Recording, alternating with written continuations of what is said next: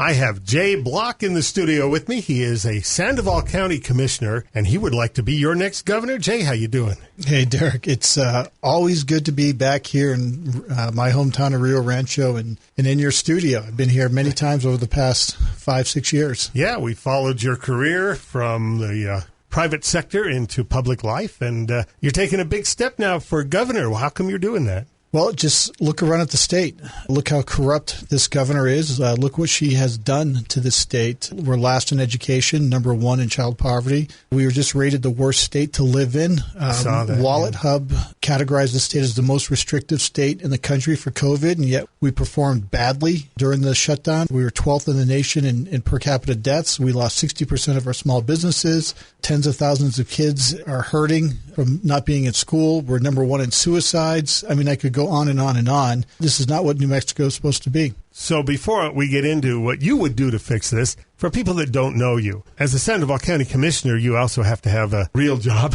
Give us some background on Jay Block. So I grew up in a lower middle class neighborhood in Manchester, New Hampshire. And you don't have an accent. Some people say they can catch it. I don't know. I mean, you want me to say Park the Cod? Yeah, exactly. Then at Fenway Park. I don't. I went to school in the upper Midwest, North Dakota State University, took out loans, did whatever I could to get through school, went through Air Force ROTC, went off into the Air Force for over 20 years, retired as a lieutenant colonel, basically in the nuclear business. I volunteered for a combat tour over in Afghanistan. I was a nuclear launch officer, one of the guys sitting on the ground waiting to launch Minuteman III ICBMs. So I had the nuclear codes for the country, which was pretty cool, to pull alert for the country and defend it. That was an honor. So I moved here from Germany. I was a senior American and commander twice on foreign soil in the Netherlands and the South Atlantic on a British island called Ascension Island, and did my penance at the Pentagon as a nuclear policy officer. But I retired here, serving my country here in New Mexico at Kirtland Air Force Base, and I wanted to continue to serve. I'm a nuclear weapons consultant in my private job, but I wanted to serve the community, so I ran for county commissioner up here. I talked to you in 2016. I want to thank you for helping me get elected, Derek. Sure. And I turned the county red. I beat a Democrat incumbent, and then we got to do a lot of great things, as you know, up here in Sandoval County to turn it around. And let's talk about some of those things so our listeners have an idea. They want to vote for you, what you can get done. Well, I'll make this quick because I know we're limited on time, but basically Intel was dying up here. If you remember, we lost about 2,000 jobs between 2013 and 2016. Once we took control of the commission, we set up an economic development fund for the first time in history. It's basically like a state LEDA fund, but at the county level. We went back and renegotiated the IRB with Intel. Now they've hired a few hundred jobs. We've incentivized them. That economic development fund also helped incentivize many small businesses here, and we created over 250 jobs in manufacturing technology industries. We also passed an ethics ordinance. I passed the Second Amendment Sanctuary County. We did right to work here, and that brought us a lot of great attention from site selectors. And my particular district here in southern Rio Rancho and all of Corrales, mine's the only commission district in the entire state, Derek, that was named the best place to live, Rio Rancho, and the safest place, Corrales. And our county is the fastest growing county in the state. We have great schools, great infrastructure, great public safety. People are moving here, and we want to use that model, and I want to use that model to move New Mexico forward from dead last. Everyone's laughing at New Mexico. It's just an embarrassment what the governor has done to the people in this state. So you want to take the ideas you used to improve Sandoval County to the whole state of New Mexico. Absolutely, and plus more. There's a lot more I want to do. There's so much low-hanging fruit out there that we could do in New Mexico and make this place better. For many people, seniors, I will push very hard to eliminate Social Security taxes on seniors, state tax. We've tried to do that in the legislature over and over. Well, there's a plan to do that, and we're going to do it. We're going to also eliminate veterans' pensions for our retirees as well, so they stay here. I'm going to take our police officers and reduce their retirement eligibility from 25 to 20 years because our police officers wake up every day and they go into a combat environment. They have one of the toughest jobs in the country right now, and we're losing a lot of police officers, by the way, to retirement, and a lot of police officers aren't sticking around for 25 years, and you see crime spiking everywhere, and that needs to be fixed. So when those police officers retire at 20 years,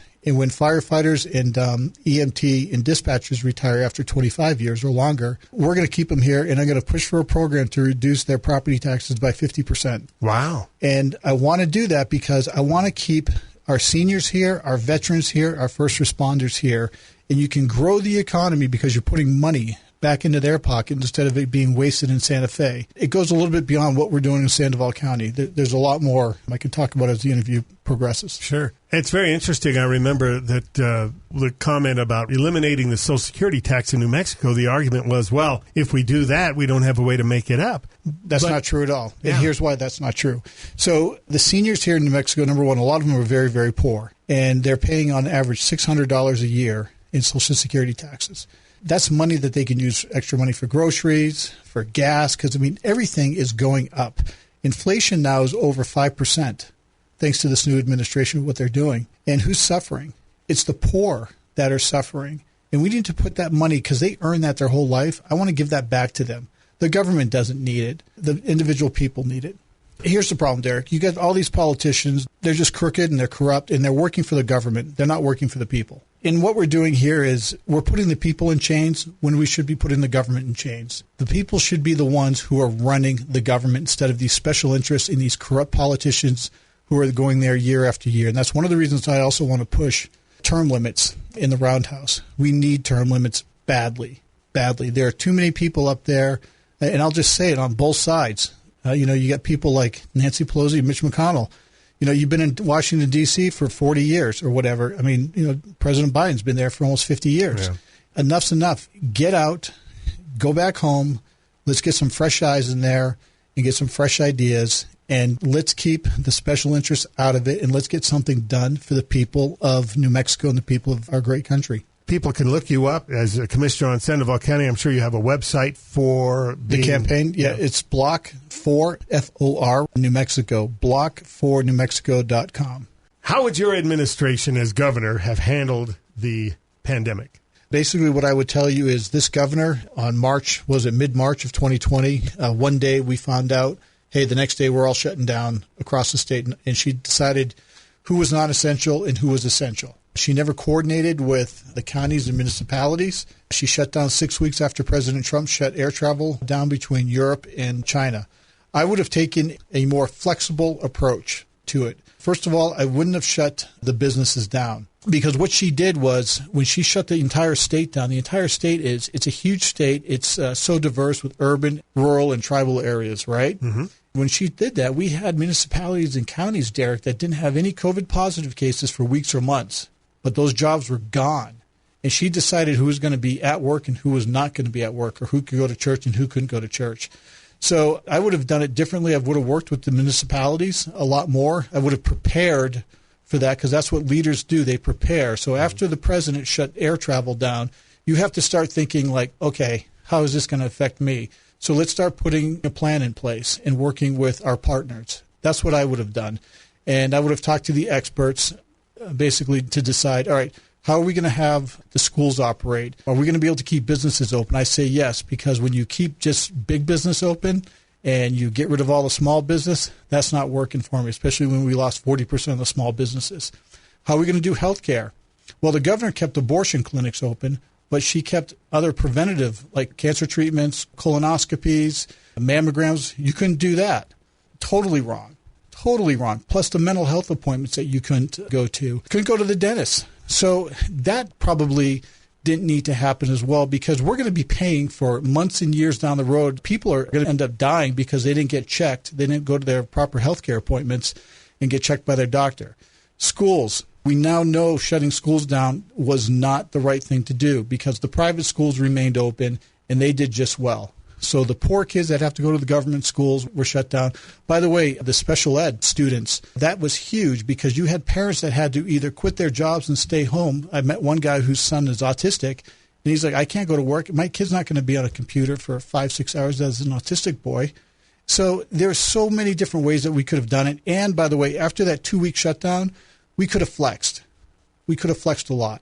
And I'll tell you what, I will not shut down your school, your business, or your church as governor. I'll work with you, and I will listen to you, and I'll actually listen to the science instead of what we heard when there was an IPRA done. We heard the governors listening to lawyers and not doctors and medical professionals, and that has killed the state. Why do you think now we're number one in suicides? We isolated people. This is a governor who took elderly people out of nursing homes, kicked them out, and put COVID people in the homes. Completely wrong. This is why our death rate was so high. One of the reasons, anyway. How about the crime rate in New Mexico? You touched on this a little in the last segment, but how could we bring our crime rate down? You have to have accountability. You have to have laws that are enforced. You have to have judges actually enforce those laws. The crime rate is tied, in my opinion, to education and economic development. If you have a robust economy and you have an incredible education system, whether it's government or private or both or hybrid, I believe you're going to lower crime. But we have to keep these criminals in jail. I talked to a deputy here recently, and he arrested the same guy for like the fifth or sixth time. And this guy was getting more and more aggressive. So the criminals are coming to New Mexico because they know they can get away with quote-unquote murder. And then you see our murder rates here in the Albuquerque area just jumping high under this current mayor. Record numbers of murders last year. We're going to break another record this year. This is why businesses don't want to come here, because the crime is so bad. We have police officers, like I was talking about, who don't feel the political leaders have their back. So police officers are leaving the force in a huge number that we've never seen before across the country. Right. And what are we doing? We're coddling the criminals, but we're punishing the police. And that's just not the way it's supposed to be. We have to focus on protecting the people, not protecting the criminals. Should the police have qualified immunity? No. Why not? You can sue them already, so there's no reason to have qualified immunity. I've seen police departments here and in counties get sued without qualified immunity. We've gone through that in Sandoval County. Right. You know, it's interesting. I've talked to one police officer in Bosque Farms, and he said to me, and I didn't even think about this, he goes, my wife and I are going to get divorced because of qualified immunity, because they can now come after him personally in his assets. So him and his wife are going to get divorced. That's what he told me. And he's putting everything in his wife's name, or soon to be his ex-wife, so he can stay on the force, because more and more police are leaving because of qualified immunity. That qualified immunity, the guy who sponsored that was Brian Egolf, the Speaker of the House, who, in my opinion, is one of the most unethical people that we have in this state, because he is an attorney for civil rights. So he's going to make a ton of money off of this law. This is where the politicians should be going to jail when they pass these laws that benefit them in their bank accounts. Give me a break. That's just unbelievable that this is a guy who pushes this legislation through as the speaker because he has control over it, and he's going to benefit from it. So he should have recused himself from it, but he never did. That shows you the type of character that the speaker, Brian Egolf, is. He's a complete coward, and he's corrupt. How about our New Mexico economy? Good, bad, and what would you do? It's awful. So how will you fix it? Yeah, so a couple things. You're going to see a plan come out from me and my campaign here.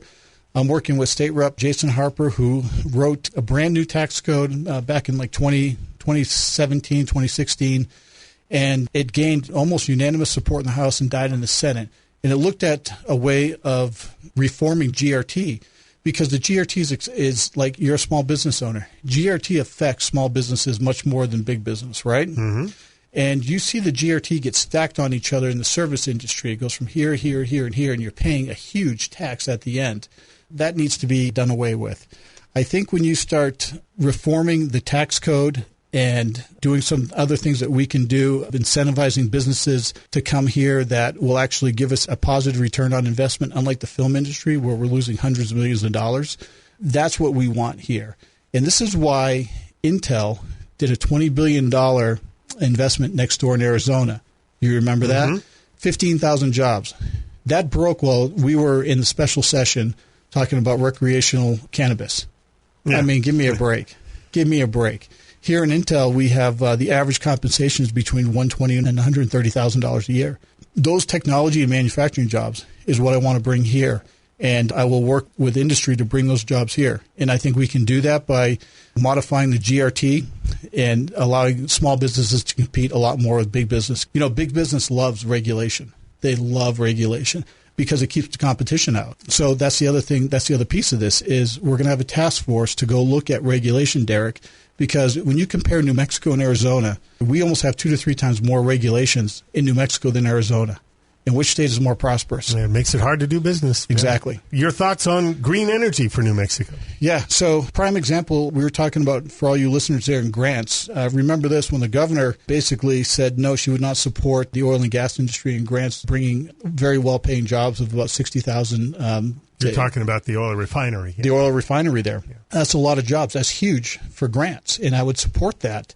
But I'll tell you what I will not support. I will not support any subsidies to the oil and gas industry, and I will not support any subsidies to renewable energy.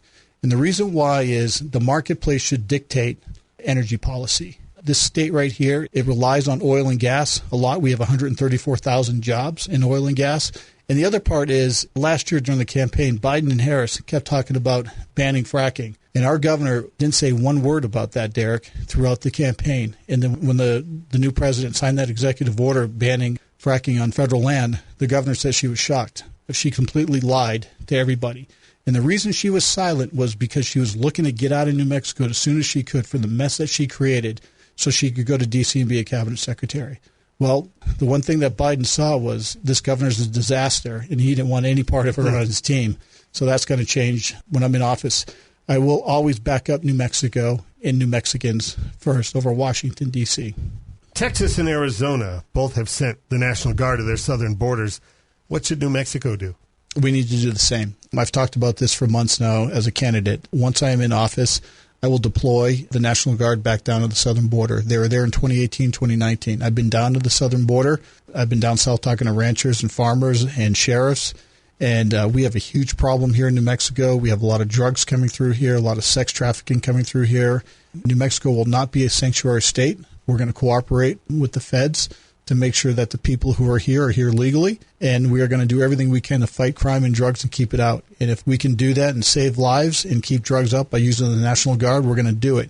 I'm a retired military guy. I'm familiar with how our Guard operates and the capabilities that they bring, and they are phenomenal. Think about this. It's the New Mexico National Guard protecting New Mexico and protecting New Mexicans. Why would you be against that? So get ready. You're going to be deploying real soon after I am governor. And by the way, the Border Patrol wants that because there's a lot of positions. I've talked to the Border Patrol. There's a lot of positions that the Border Patrol says the Guard can do so they can actually go on the border and apprehend these people coming across because we have dozens of miles of undefended border here in New Mexico. The feds are sending us $1.75 billion for us to use here in New Mexico. Yep. And the current governor says that it's up to her to distribute that. Under our state constitution, it says the legislature should do that. It's basic civics, which obviously she doesn't understand, and I'd be more than happy to give her like a pop-up book or something that explains that.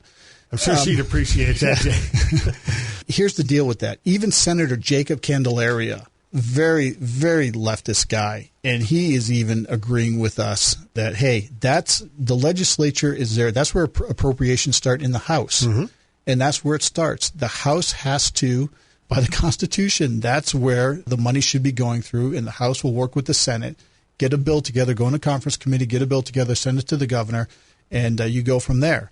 But for the governor picking and choosing $1.75 billion, all she's going to use that money for is so she can get reelected and just, again, pick winners and losers, because this is a very vindictive governor, and if you've gone against her like some businesses have, she's going to go after you, and or if some counties have stood up to her, she's going to mayor of Grants, or the mayor of Grants, other mayors as well, other sheriffs, she's going to go after you. So, in my mind, that would probably be an impeachable offense by violating the Constitution and her oath that she took as governor by not letting the House start that. Because if she's not going to follow that, then why even pass a budget? Why do we even have to pass a budget? Just let the governor say, all right, we got $5 billion this year in the budget. I'm going to tell you where it's going. It's almost like the representatives and the senators should just pack up their desks and just go home because the governor is going to be making all the decisions. In case you just tuned in, I'm talking with Jay Block. He would like to be your next governor of New Mexico, currently a Sandoval County commissioner. One last question, and I'm asking this to everybody, so don't be offended, but have you ever been convicted of a felony? A felony? Yeah. You remind me of the movie Stripes. Convicted? Convicted of a felony. Not accused, but convicted. No, never accused, never convicted. I have no bankruptcies. I've had a top secret clearance since 1995. I was under a very rigid program called the Personal Reliability Program, being a nuclear weapons guy. I've had some speeding tickets over the past 25 who years. Hasn't, right? In fact, I got 3 in Rio Rancho with those speed cameras. I mean, I paid my bill, but no DUIs, no bankruptcies, no financial issues, no collection agencies or nothing like that. That's an interesting point. In your type of position, you can't have, say, gambling issues because then you could be beholden to a spy who might then be blackmail you. Yes. Yeah, so I mean, I really enjoyed my time as a nuclear officer for 20 years plus. and the type of protocols and procedures that you go through to do that job. It's called continuous monitoring as well. So, yeah, no gambling issues, nothing like that at all. All right, Jay. Well, good luck. And tell us one more time for folks that want to find out more about you for governor, how they would do that. Yeah, please go to my website, block4for newmexico.com. And you can go to my Instagram page at JCBlock and Facebook page, JCBlock, and Twitter at ElectJCBlock. And greatly appreciate your time having me on again. I've known you now for 5-6 years, and it's just always a pleasure talking to you. All right. Well, thank you, Jay. Thank you.